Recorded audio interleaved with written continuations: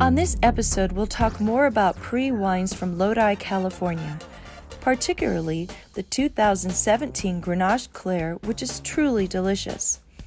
This wine is striking and unique because it's a white wine made from red grapes. Surprising, isn't it? I love this wine because it's a little bit like my guest today, singer-songwriter Mr. Eric Andersen.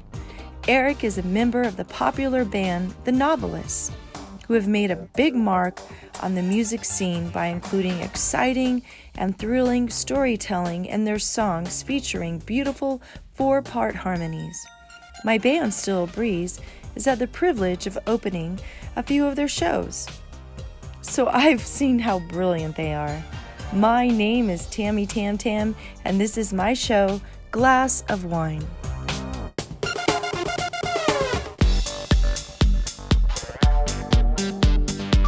Hi, how are you doing? Thank you so much. Thank you. I'm so honored to have you as a guest on my show, Glass of Wine. Thank you so much for taking the time. Of course. And life's what we make it, right? Yes, we're going to make it I'm honored to be extra here. special in this moment. Okay. And again, I'm very grateful and appreciative and thankful that you're here. So this is Eric Andersen from The Novelists. And we're going to be featuring, I always pick out a bottle of wine that suits the character of my guest. So I wonder what that is for me then. Yeah, it's actually kind of a special wine, and it's by PRIE Wineries, which is out of Lodi, California.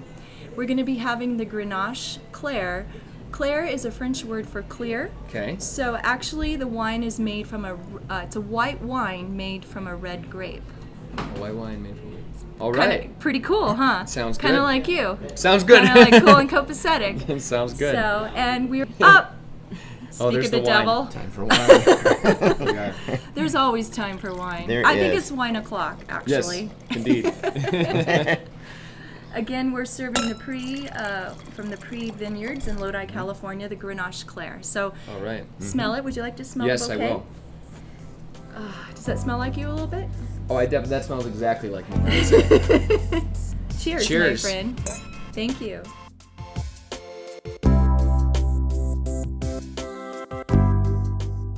Eric, so may I ask where you're from? Yeah, I'm originally from Oconomowoc, Wisconsin. Okay. And, oh yeah, was that exciting? All right! Where it's very cold right now, about 30 below zero. Oh, dear. And I came out to Reno, actually, to ski race for UNR. Had nothing to do with music or any of the reasons I'm currently here. But I met all my musician friends, was studying music in school, and here I am, exactly 10 years later. Wow. And so what made you decide to get into the music industry? I was always a musician. My first instrument was actually the viola. Really? Yeah. That's cool. And yeah, I started playing when I was, I think, fourth grade. I really should just know exactly when this was. Does it run in the family, or did they inculcate that in you, or did you decide to do it on your own as a child? As a matter of fact, I begged and pleaded, which you probably you don't often hear. So it was in your bones. Yes. Basically, it was just one of those days where the orchestra had to try this instrument, try that instrument sort of day, and I tried out the instruments, and I think I didn't want to play the violin or the cello or anything like that because that was a little more in the box, I suppose. And Right. I don't know that I've ever really been that much of a rebel, but at that point, I just wanted to do something different. And the orchestra teachers are always trying to find violists because nobody ever wants to play the viola. Right. Usually, the viola section is the misfits who weren't good enough to play the violin, or a cellist who, whatever, the orchestra was just unbalanced. They said, "Nope, you're coming over viola." But I actually chose it willingly, so. And it evolved because I understand you also play guitar and keyboards as well, correct? Yes. Yeah. So you are very diverse. Yes, indeed. I kind of got into the keyboards because, and really piano first. The piano, it's such a visual instrument, and the orchestra is there. So when I started playing the piano, it wasn't really a device that I use it to now to accompany myself as a vocalist or, writing songs, pop songs, rock songs, folk songs. It was because I was writing instrumental music and I was just fascinated by the range and I think just the visual nature too, because I was studying orchestration and theory, and it's just all there. Whereas on the viola, being a monophonic instrument and with a smaller range, it's a gorgeous instrument, but it's not as universal as the piano. It's like you have the whole range of the orchestra. Kind of like a wine. A wine can be very complex. Indeed. So what would you describe your creative process? Is there anything involved, like when you're in the creative process, like drugs or alcohol or anything? Lots of drugs. No, That's my boy. It's interesting. It's usually, it's been a lot of different things, but it's sort of the creative process itself. I think for me is, it is sort of a sacred thing. The performance element. You hear these stories about these famous rock bands, and it kind of gets. What's the word? Well, they don't call it sex, drugs, and rock and roll for anything. For nothing, right? Yeah, right.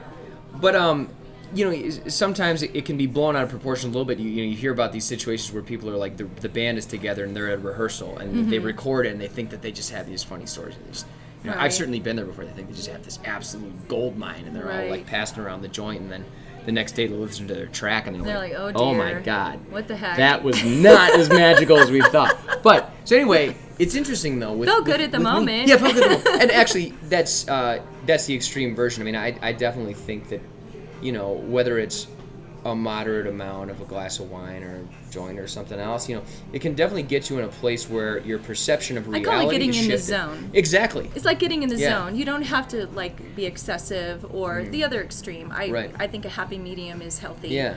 And I totally concur with you in that regard. Yeah. So. Well, what it can do is it can break your normal perception of your reality, which is the world around us is, whether intentionally or not, I would argue somewhat intentionally, but regardless, is definitely trying to push us all into a box. Not necessarily one box, but our own little boxes, whatever you do, right? Sounds like a song. Well, sure.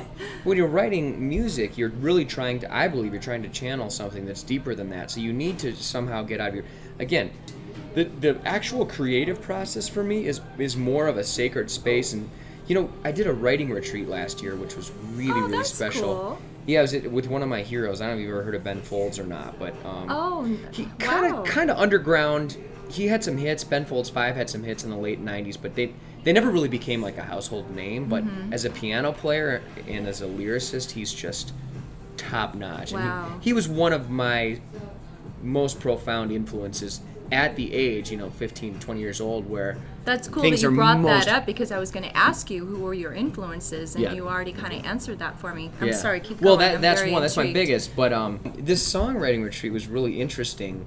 We were forced to do. I mean, not only was it with one of my heroes, which was just a surreal experience, but once I was able to get past the starstruck element, it was really fun because we're in these situations where we would have an assignment that was, Ben came up with these assignments, and it would be 2 or 3 hours to make a draft of the song. And you weren't expected to come with finished parts and everything done and the melodies and everything and just memorized, but you were really expected to kind of have a draft. And one of the things that he was sort of encouraging was, I think he was basically suggesting that think about it as if it's an old faucet. You turn on the faucet and you have to let the brown water drain to get the clear water. Gotcha. In other words, when you're writing, you kind of have to let the shit come out first. You can't be afraid of it. You can't be afraid of judging yourself or anyone judging your efforts there. You have to let that out, and once that's out, then you get the good stuff. Then the shit hits the fan. It was excellent advice. It really was excellent advice. That actually is very good advice. So a lot of times, I don't know if this happens to you, but you sit down and you try to start writing,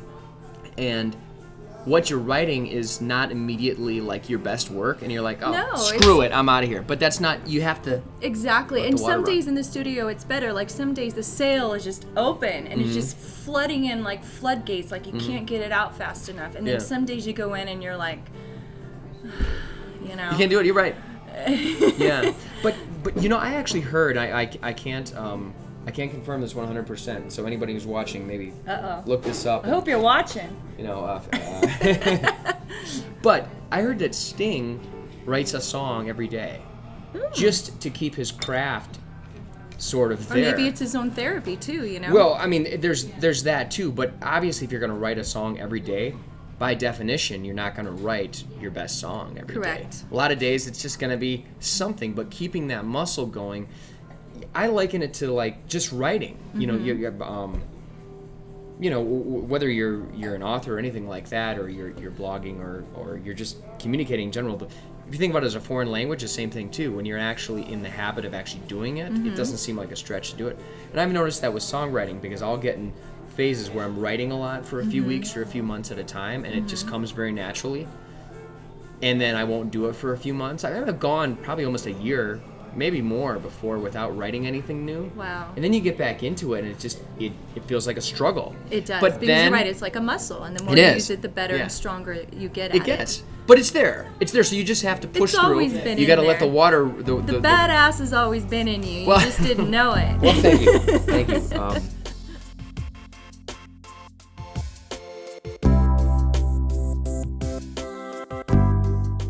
So a little birdie told me, and I didn't know this, and I was like, wow, this is pretty amazing. Daryl Sturmer, who is the guitar player for Genesis and Phil Collins, you collaborated with him. You did guitar on a solo album of yours, and you performed at the Cargo, which is a local venue here in Reno, Nevada. May I ask how that came about, and what did it feel like? Yeah, I've known Daryl for about 8 years now. Now, you both come from Milwaukee? Milwaukee, yeah. That's where So the that was a connection starting point. Yeah, so Daryl Sturmer's keyboard player is a wonderful keyboard player by the name of Kostia, who actually was a great friend of my parents years ago. And I reconnected with Kostia about 10 years ago to write my first solo album. And I basically brought him on as a producer, basically begged him to produce my album. Wow. So he introduced me to Daryl Sturmer, and that's how we met. And I actually occasionally will sing in Daryl's band when he's not doing things with Genesis and Phil Collins. He has his own band called the Daryl Sturmer Band, and he does some interpretations of Genesis songs where he'll often have a singer to do some of those, and sometimes that's me, sometimes it's various other singers as well. Right. And he'll also do his own instrumental, sort of jazz fusion music as well. Cool. And yeah, Daryl played on the song Fortnite, which was on my EP, and we actually reinterpreted that and re-released it on the Withdrawal album. And so we actually had it's his same tracks. We kept the click speed, and so we just threw his session on the new one there. So That's so awesome. Yeah, That makes me happy. yeah. Well, you're No, deserving of great things. Thank you. I mean, we all Thank are, you. really. Yeah. And that goes back to the self-love. And I Yes. think if you just feel good, the better it gets, the better it gets. And I do believe in the law of attraction. I do too.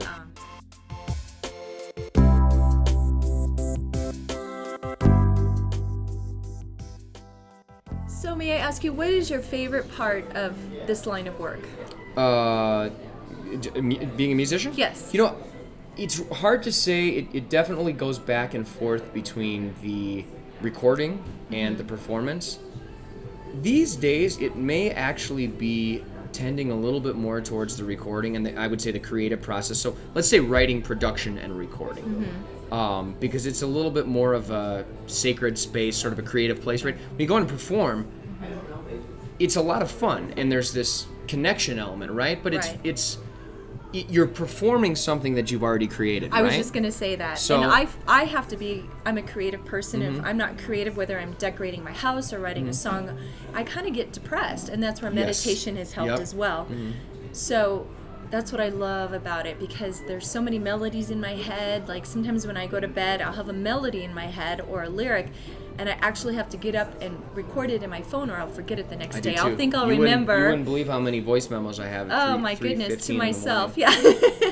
Which And then eventually they're creates inaudible a song. anyway, right? It's yeah. like da da da da da. Look at this. Hey, I pop in and look what I run into. what's going on? How are gosh. you? How you doing? Good to right see on. you, Good to Eric. see you too, This is Phil. amazing. We All right. actually have Phil Silver Nice to see from you. PRIE Vineyards from Lodi, California. Look at that. Drinking that badass tasty. wine right there, like my badass This guest. is our second bottle. So Yeah. we're just getting started. Hope you guys are enjoying it. We are. It's Oh, this is fantastic. lovely. fantastic. Lovely. Thank you.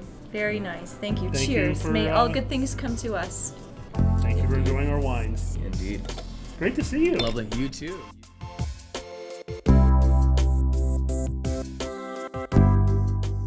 Thank you again for being my Yes, guest. of I can't course. thank you enough. Of course. And I can't wait to come see you perform when I'm not Indeed. working. I know we were Indeed. talking about Yes. that earlier. It's hard to go see other bands because we're usually working. Yep. And if I'm not working, I would be delighted to come to support Awesome. you guys. Again, Awesome. Eric Andersen from the Novelists. Please check them out. And again, thank good. you. Thank you. All right. And you're sexy and you know it. You're kind. So when you look at it, you're not afraid of your reflection.